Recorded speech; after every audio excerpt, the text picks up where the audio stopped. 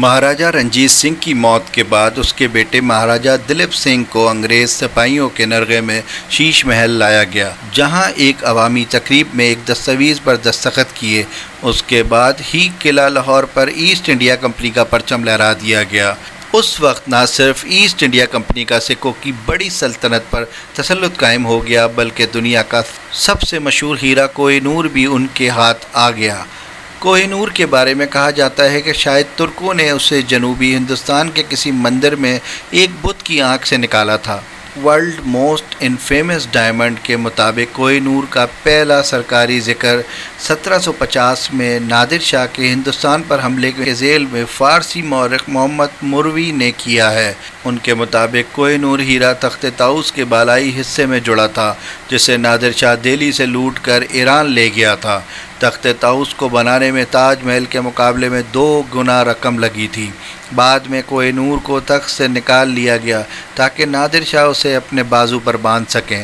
The history of India as told by its own histories کے مطابق نادر شاہ نے 1739 میں دہلی کو اپنے قبضے میں لے لیا تھا۔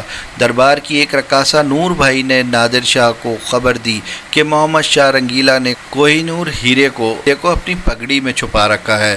یہ سن کر نادر شاہ نے محمد شاہ سے کہا کہ آئیے دوستی کی خاطر آپس میں اپنی پگڑیوں کا تبادلہ کر لیں۔ اس طرح کوہ نور نادر شاہ کے ہاتھ آیا۔ نادر شاہ نے جب پہلی بار کوہ نور کو دیکھا تو دیکھتا ہی رہ گیا۔ نادر شاہ نے اس کا نام کوہ نور یعنی روشنی کا پہاڑ رکھا۔ عالم آرا نادری نامی فارسی کتاب کے مطابق دہلی میں 57 دنوں تک قیام کے بعد نادر شاہ نے 16 مئی 1739 کو دہلی سے جاتے ہوئے صدیوں سے جمع مغلوں کی ساری دولت اپنے ساتھ لے گیا۔ اس کے پاس سب سے قیمتی شے تخت طاؤس تھی، جس میں کوہ نور اور تیمور کے یاقوت جڑے تھے۔ کوہ نور نادر شاہ کے پاس بھی زیادہ دنوں تک نہ رہ سکا۔ نادر شاہ کے قتل کے بعد یہ ہیرا اس کے اخوان محافظ احمد شاہ ابدالی کے ہاتھ آیا اور 1813 میں کئی ہاتھوں سے ہوتا ہوا مہاراجا رنجیت سنگھ کے پاس پہنچا۔ مہاراجا رنجیت سنگھ اسے دسہرہ، دیوالی اور بڑے تہواروں کے موقع پر اپنے بازو پر باندھتے تھے۔ جب کوئی انگریز افسر ان کے دربار میں آتا تو اسے یہ ہیرا خاص طور پر دکھایا جاتا تھا۔ مہاراجا رنجیت سنگھ جب بھی ملتان، پشاور یا دوسرے شہروں کے دورے پر جاتا تو کوہ نور اس کے ساتھ ہوتا۔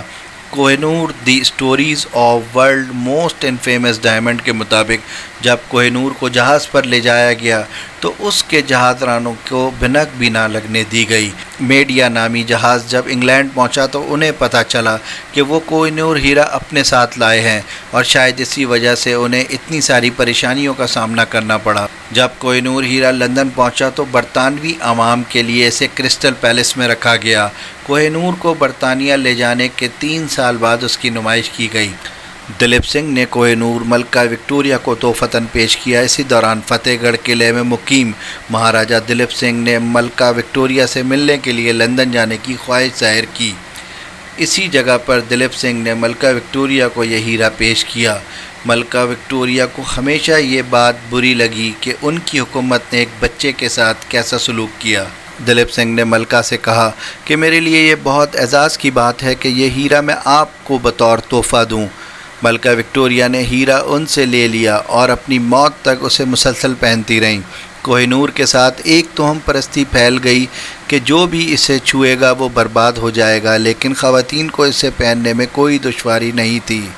مستقبل کے بادشاہ جارج پنجم کی اہلیہ شہزادی میری نے بھی اسے اپنے تاج میں لگوایا تھا، لیکن اس کے بعد ملکہ الزبتھ دوم نے کوہ نور کو اپنے تاج میں جگہ نہیں دی۔ آج کل دنیا کا سب سے مشہور ہیرا ٹاور آف لندن کے جیول ہاؤس میں رکھا ہے۔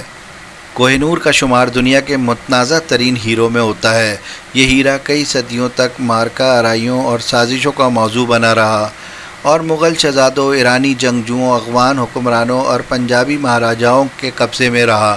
150 کیرات وزنی یہ قیمتی پتھر 19ویں صدی کے وسط میں برطانویوں کے ہاتھ آیا۔ کوہ نور جب برطانیہ آیا تو اس کا وزن 190.3 میٹر کیرات تھا، اور اس سے ملتے جلتے کم از کم 2 ہیرے اور بھی تھے۔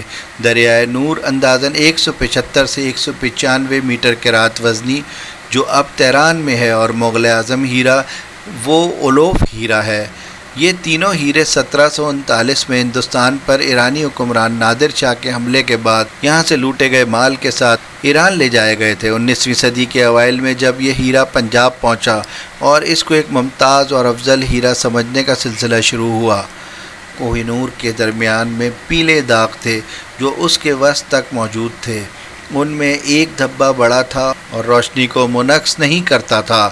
اسی وجہ سے ملکہ وکٹوریہ کے شوہر پرنس ایلبرٹ کوہ نور کو دوبارہ تراشنے کے حق میں تھے۔ کوہ نور دنیا کا سب سے بڑا ہیرا نہیں۔ کچھ یہ بھی خیال کرتے ہیں کہ مغل بادشاہ ہمایوں نے بابر کے ایک ہیرے کو ایرانی بادشاہ شاہ طہماسپ کو جلاوطنی کے دوران تحفے میں دے دیا تھا۔ یہ خیال بھی ہے کہ یہی کوہ نور ہیرا تھا۔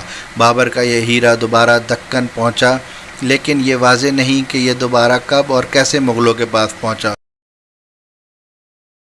ویڈیو کے بارے میں اپنی رائے کا اظہار کمنٹس میں کریں۔ شکریہ۔